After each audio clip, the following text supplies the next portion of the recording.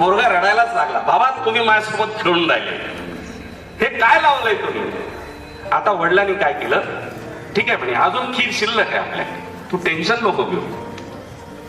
मग वडिलांनी काय केलं, एका वाटीवर काजू टाकले, आत पण काजू टाकले आणि दुसरी वाटी परत पहिल्यासारखी सजवली की त्याच्या वर पण काजू नव्हते, खाली पण काजू नव्हते. वडिलांनी मुलाच्या पुढे सरकवली. आता मुलगा म्हणाला, बाबा आता मी नाही घेणार, तुम्ही मला प्रत्येक वेळेला फसवता, आता तुम्ही मला द्या.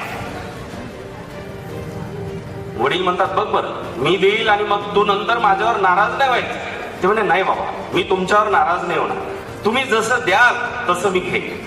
मग वडिलांनी त्याच्या पुढे काजूची वाटी सरकवली, त्याच्या वरही काजू होते आणि आतही काजू होते. वडिलांनी ती वाटी घेतली ज्याच्या वरही काजू नव्हते आणि आतही काजू.